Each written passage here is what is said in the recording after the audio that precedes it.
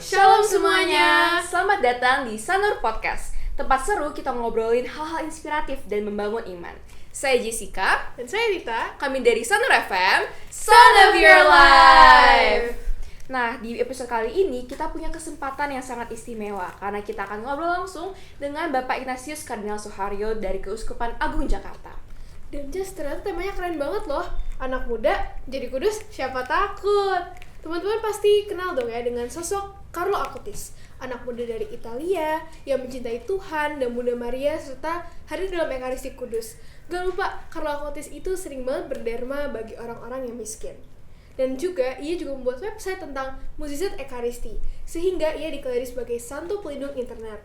Nah, rasa cinta dan hormat yang ia miliki untuk Tuhan Yesus itu justru menumbuhkan kreativitas dalam diri Beato Carlo Acutis, hingga membuat website sebagai sarana untuk memudahkan wartawan kasih Tuhan dan mukjizat Ekaristi bagi generasi muda di zaman sekarang. Wah, keren banget ya teman-teman. Tanpa berlama-lama lagi, yuk kita mulai obrolan ini dengan inspiratif juga dan semoga kita semua semakin semangat jadi sahabat Yesus seperti Beato Carlo Acutis.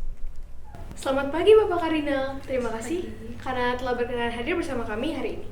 Pada hari ini kami sangat ingin mengenal lebih dekat tentang sosok Carlo Acutis dan mengapa ia dianggap sebagai orang yang sangat istimewa sampai ia menjadi orang kudus. Maka kami persilakan untuk teman-teman bertanya. Bapak Kardinal, sebelum mengenal lebih dalam Beato Carlo Acutis, kami penasaran siapa sih sebenarnya Beato Carlo Acutis itu yang diangkat menjadi orang kudus? Mengapa ia begitu istimewa? Carlo Acutis itu orang muda yang meninggal pada usia 15 tahun. Tetapi pada usia yang semuda itu, dia sudah mencapai kesempurnaan hidup sebagai seorang beriman, sebagai seorang pribadi manusia muda. Itu yang membuat dia menjadi istimewa, dan oleh Paus Fransiskus di dalam sinode untuk kaum muda, dia ditampilkan sebagai seorang teladan yang sungguh-sungguh istimewa. Saya sebut dulu satu ya, nanti kalau perlu ditanyakan lagi. Salah satu yang membuat dia istimewa adalah cintanya kepada Ekaristi. Dia mengatakan perayaan Ekaristi atau menerima Ekaristi itu adalah jalan raya, jalan tol menuju surga. Hebat kan? Kita mesti berkelok-kelok gitu. Carlo Acutis jalannya jalan tol menuju kekudusan. Jadi devosi sembah bakti kepada Ekaristi menjadi ciri hidup seorang Carlo Acutis. Satu lagi ya, nanti yang lain-lain boleh melanjutkan. Yang membuat dia sungguh-sungguh istimewa pada usia yang begitu muda, dia mengatakan begini, waktu dia meninggal, saya meninggal dengan bahagia. Karena apa? Karena selama hidup saya tidak sedetik pun saya pakai untuk sesuatu yang tidak menyenangkan Tuhan. Jadi bisa dibayangkan ya dengan kata-kata seperti itu, betapa Carlo Acutis itu pribadi yang sangat saleh, sangat kudus, tetapi bukan hanya saleh yang biasa, tetapi kesalehannya itu dipadukan dengan kecerdasannya. Jadi sebagai seorang muda, dia sangat cerdas. Pada usia yang begitu muda, ia menjadi programmer ulung. Saya pun setua ini tidak ngerti programmer ulung itu seperti apa ya. Tapi dia pada usia yang semuda itu bisa mengkombinasikan antara kecerdasan budi dan kedalaman hati. Terima kasih Bapak Kardinal. Menurut Bapak Kardinal, apa peran pentingnya bagi gereja dan dunia sehingga ia menjadi santo milenial? Peranannya itu salah satu yang paling penting adalah ini. Carlo Acutis mau menunjukkan atau dianggap menjadi teladan menjadi teladan pribadi yang sungguh sadar bahwa setiap manusia, siapapun dia, pada usia berapapun, muda, tua, remaja, mempunyai panggilan yang sama, yaitu bertumbuh menuju kesempurnaan kekudusan. Itu panggilan semua orang. Nah, coba kita lihat ya, kalau saya bertanya kepada anak-anak misalnya, kalian nanti mau jadi apa? Jawabannya kan jadi dokter, jadi dosen, jadi guru, jadi segala macam kan. Saya belum pernah mendengar jawaban saya mau menjadi orang kudus.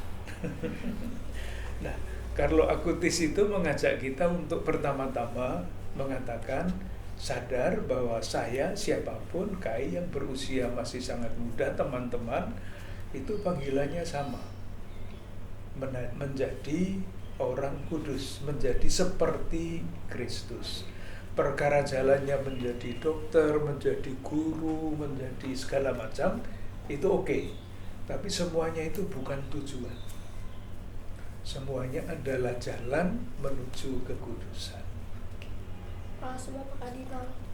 Baik Bapak Kardinal, berikutnya Beato Carlo Acutis seperti yang kita ketahui membuat sebuah situs tentang mukjizat Ekaristi, di mana ia mendokumentasikannya dalam bentuk pameran kreatif, baik online maupun offline, serta mencantumkan pesan-pesan Santo Santa dan juga pesan-pesan kitab suci. Menurut Bapak Kardinal sendiri, apakah dia satu-satunya sosok anak muda yang pada era tersebut menyebarkan pewartaan melalui internet, atau apakah ada sosok lain yang sama-sama inspiratif? Sejauh saya tahu, karena publikasinya besar ya, adalah Carlo Acutis yang istimewa. Yang lain-lain pasti ada, tetapi tidak semasif seperti dia, dan pengaruhnya tidak sebesar dia. Dan kemudian pengaruh itu masih ditambah-tambah lagi sesudah dia meninggal. Yang lain-lain kan mungkin usianya panjang ya. Carlo Acutis kan usianya pendek, 15 tahun.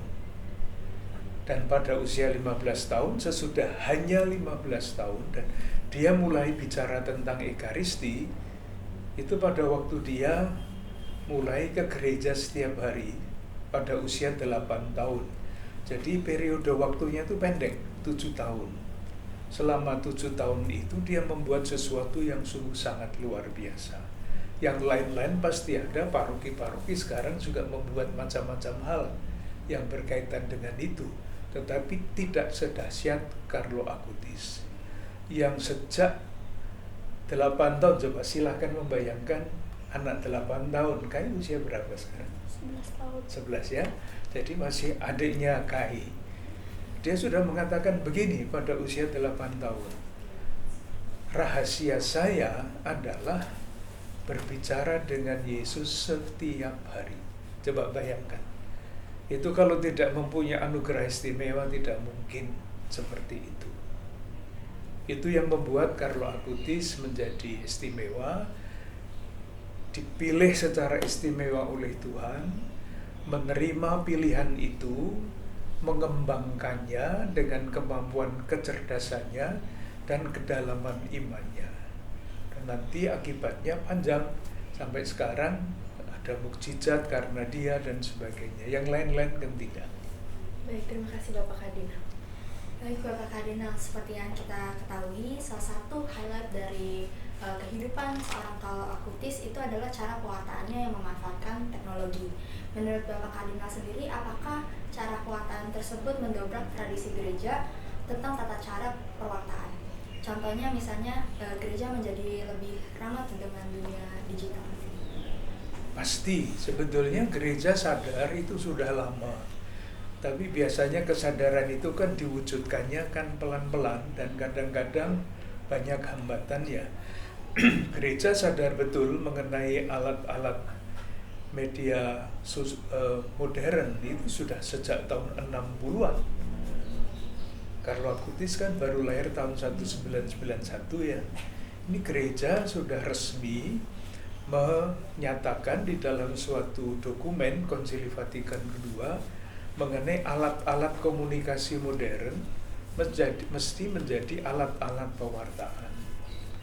Jadi tidak menggunakan alat-alat modern, teknologi informasi dan sebagainya untuk kepentingan yang lain-lain, tetapi untuk kepentingan pewartaan.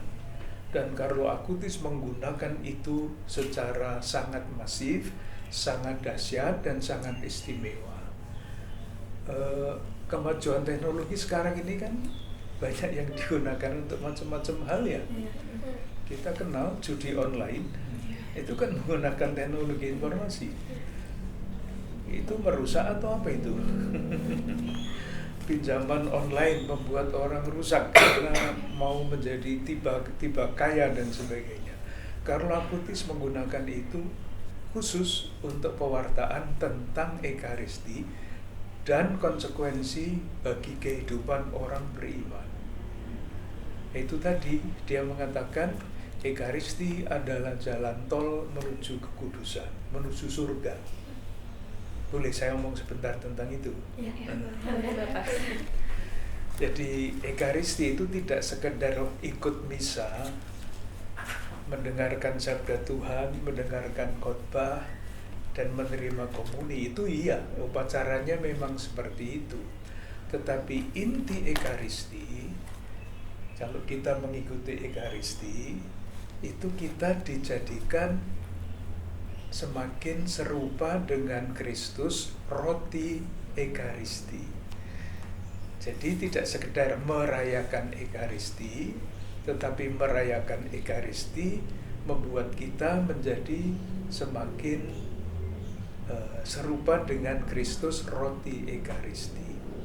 Nah, roti Ekaristi itu apa? Kalau kita ikut misa, itu kan imam mengatakan Yesus mengambil roti, mengambil ya, memberkati, memecah-mecahkan, dan membagikan. Itu kan setiap kali kan begitu ya doanya. Nah, kita diharapkan menjadi roti Ekaristi itu seperti itu. Kita sadar bahwa kita adalah pribadi yang diambil. Diambil itu artinya dipilih dengan sengaja oleh Tuhan.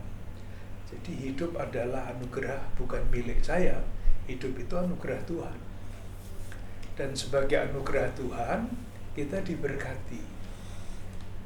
Untuk siapa? Untuk diri kita sendiri ya, tetapi tidak berhenti di situ. Kan kata ketiga dipecah-pecahkan. Roti itu dipecah. Jadi sesudah diberkati kuat supaya berani dipecah. Itu kan tidak enak ya. Dipecah-pecah itu kan tidak enak. Tetapi kalau tidak dipecah, kita tidak bisa dibagi-bagikan. Jadi menjadi roti Ekaristi itu berarti rela berbagi kehidupan. Itu intinya. Jadi kalau kita mengikuti Ekaristi tetapi tidak pernah berpikir memberi perhatian kepada saudara-saudara kita yang kurang beruntung, itu sebetulnya belum mencapai tujuannya. Itu baru ikut upacara, tetapi belum menjadi Ekaristi seperti yang dikatakan oleh Carlo Acutis. Jadi sekecil apapun yang kalian buat untuk teman-teman kalian bagikan, itu menunjukkan bahwa kalian semakin menjadi seperti Kristus, roti Ekaristi. Saya mengambil satu contoh konkret ya bagi kalian. Ada seorang siswi seusia kalian SMA, sangat miskin, tidak punya apa-apa di rumah. Pernah datang ke sini, lalu saya bertanya, kamu sudah makan belum? Belum. Itu jam 2 siang. Makan pagi belum, makan siang belum. Oh, nah kalau kamu sekolah gimana? Sarapan apa enggak? Enggak ada. Dibawain bekal apa enggak? Enggak. Terus kamu makan bagaimana setiap harinya? Saya makan kalau diberi oleh teman-teman saya yang membawa bekal. Coba bayangkan itu. Kalian pernah membayangkan apa enggak kalau salah seorang teman kalian yang seusia kalian itu baru satu yang saya ceritakan.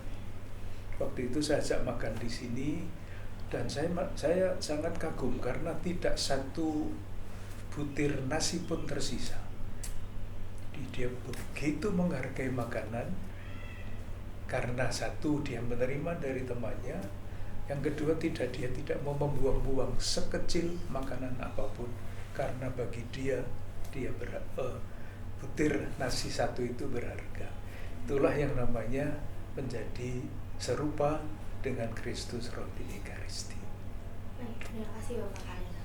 Baik, berarti memang perjuangannya Carlo Acutis sangat terlihat ya Bapak ya.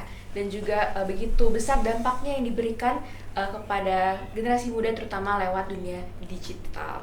Oke, Bapak Kadinal, tadi kita sudah mendapatkan gambaran tentang mengapa gereja mengangkat Carlo Acutis sebagai orang kudus dan peran-perannya bagi gereja. Sekarang kami ingin lebih mengenal nih Bapak Kadinal, bagaimana Beato Carlo Acutis ini dekat dengan Tuhan sejak kecil.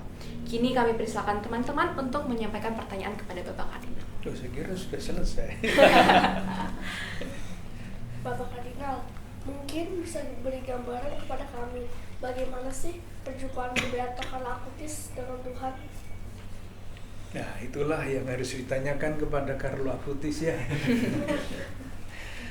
Berjumpa dengan Tuhan itu caranya macam-macam. Karena perjumpaan itu adalah satu pengalaman. Jadi jangan dibayangkan dulu misalnya ya, Petrus berjumpa dengan Tuhan, itu lalu melihat Tuhan, enggak. Itu pengalaman di dalam batin. Dan pengalaman itu ada petunjuk-petunjuknya. Jadi kalau tadi Carlo Acutis diceritakan pada usia 8 tahun, dia mulai ikut misa harian dan berbicara dengan Yesus. Yang berbicara dengan Yesus pasti dengan caranya anak 8 tahun ya. Tidak bisa dibayangkan dengan caranya seorang bapak guru agama atau ibu guru agama atau suster sekarang bermeditasi, berkontemplasi, pasti tidak.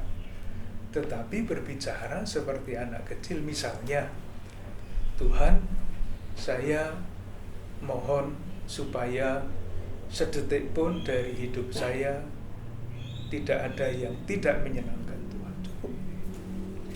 Terima kasih Bapak Kadinal. Baik Bapak Kadinal, berikutnya, mengapa Beato Carlo Acutis bisa begitu terikat dengan Tuhan? Kalau dilihat remaja zaman sekarang, biasanya mereka lebih terikat dengan gadget ataupun permainan dan sosial media. Namun kenapa beliau seperti mendapat panggilan dari Tuhan? Apakah ia adalah seorang pilihan Tuhan? Pasti pilihan istimewa. Kita semua pilihan ya, tadi saya katakan diambil. Kita semua dipilih oleh Tuhan dengan cara yang berbeda-beda, dengan intensitas yang berbeda-beda. Kalau kita melihat keluarganya Carlo Acutis itu bukan keluarga saleh. Justru ibunya yang dipertobatkan oleh Carlo Acutis menjadi orang yang semakin beriman. Dulunya tidak. Itu menunjukkan bahwa panggilan Carlo Acutis memang panggilan yang sangat istimewa yang diberikan oleh Tuhan kepada pribadi ini untuk menjadi tanda di zaman ini bagi orang-orang muda zaman ini. Maka sudah sewajarnya kalau pilihan Tuhan yang istimewa itu sekarang ditampilkan oleh gereja sebagai teladan orang-orang muda zaman sekarang. Jadi istimewa memang, panggilannya istimewa. Kita punya panggilan, tapi ya tidak seistimewa seperti dia pasti ya. Kita orang-orang biasa, tapi Carlo Acutis istimewa, seperti orang-orang kudus itu yang lain. Baik Bapak Kadinal, kemudian apakah perjumpaan Beato Carlo Acutis dengan Tuhan dan juga tindakan keimanannya didorong oleh doa-doa yang ia lakukan, seperti yang tadi sudah disebut, seperti Ekaristi dan juga doa Rosario setiap hari? Itulah yang dia lakukan dan itulah yang dikatakan di dalam riwayat hidup. Baik, terima kasih Bapak Kadinal. Baik, Bapak Kadinal, untuk pertanyaan selanjutnya ini menurut saya sangat penting untuk didengarkan untuk kaum-kaum muda, terutama remaja seperti kami ini. Bagaimana agar doa-doa seperti doa Rosario dan doa-doa yang lain bisa menjadi penguat bagi kami sebagai kaum muda. Dan selain itu, bagaimana agar kami bisa menghadirkan bertahan di kehidupan kami sehari-hari walaupun dipenuhi oleh teknologi dan juga kesibukan kami setiap harinya. Itu mesti menjadi bahan seminar 1 hari. Tapi begini, yang pertama saya kira dasarnya adalah Ekaristi itu kan artinya apa? Ekaristi kan bukan bahasa Indonesia ya, itu bahasa Yunani, artinya syukur. Nah, kalau kita sebagai pengikut-pengikut Yesus yang mengikuti Ekaristi, indikatornya apa? Bahwa kita itu bertumbuh menjadi semakin serupa dengan Kristus, roti Ekaristi. Indikatornya adalah kemampuan kita bersyukur. Maka silahkan kita masing-masing memperhatikan doa-doa kita itu seperti apa. Jadi kalau kita berdoa, doa kita yang kita ucapkan itu apa? Apakah permohonan terus-menerus? Itu tidak salah, tetapi belum ekaristis. Baru kalau kita bersyukur pertama kali, Tuhan, aku bersyukur kepadamu karena Engkau telah, dan sebagainya. Setiap hal sekecil apapun itu adalah anugerah, itu keyakinan dasar, maka kita mesti bersyukur.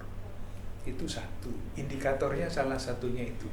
Kita itu mampu bersyukur atau mengeluh terus-menerus. Kan lebih mudah mengeluh ya. Bersyukur itu susahnya bukan main. Maka anak-anak kecil itu kan dilatih.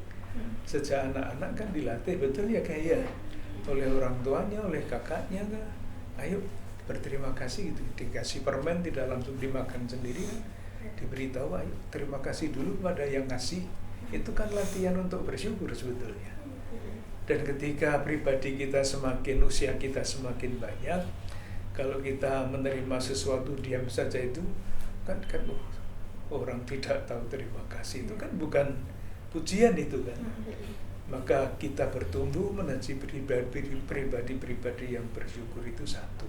Tetapi lebih daripada itu, kembali yang tadi saya mau katakan, kita mesti sadar bahwa kita ini dipanggil untuk bertumbuh menuju kesempurnaan kekudusan.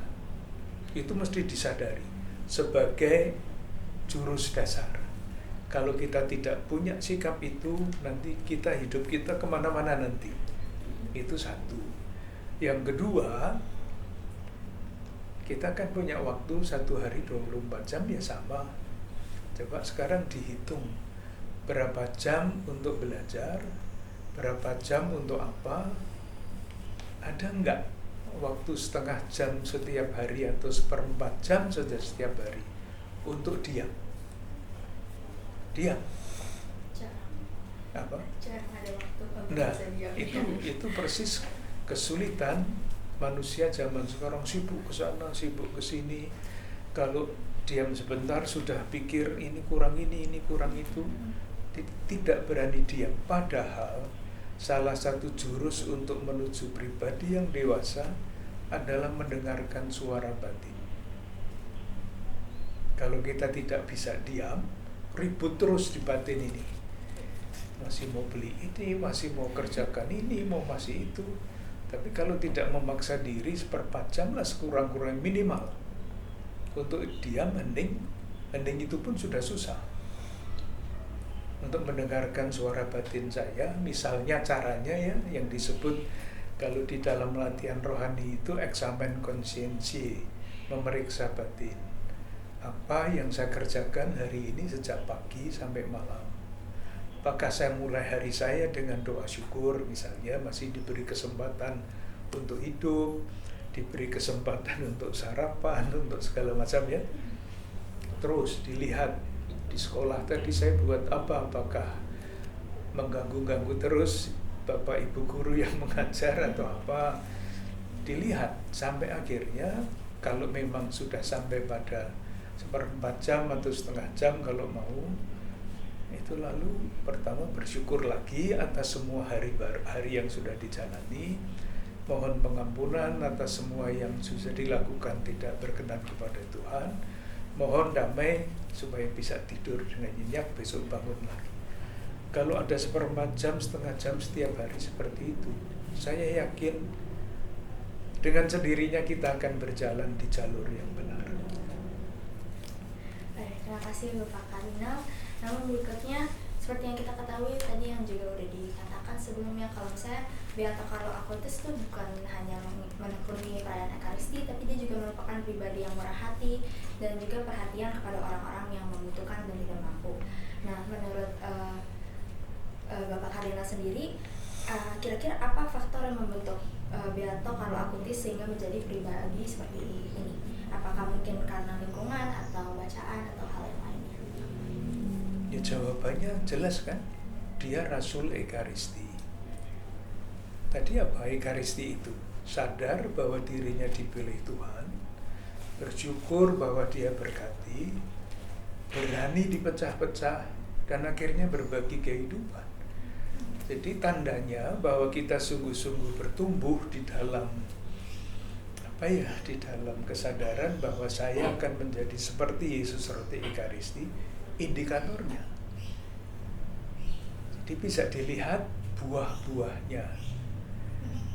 Pohon yang baik itu dilihat dari buah-buahnya yang baik kan. Jadi kalau misalnya ya saya ambil yang sebaliknya ya, kalau kita lah umat pergi ke misa ikut Ekaristi pakai mobilnya terserempet sedikit sudah berkelahi. Lah itu kan berlawanan, tadi baru bersyukur. Dan sekarang hanya kayak begitu saja berkelahi habis-habisan gitu. Tidak cocok antara yang dilakukan dengan yang seharusnya menjadi konsekuensi. Tidak cocok. Carlo Acutis cocok sekali. Dia adalah Rasul Ekaristi, yakin bahwa Ekaristi itu jalan tol menuju surga. Ekaristi ada di dalam batinnya, maka buah-buahnya semuanya perbuatan baik.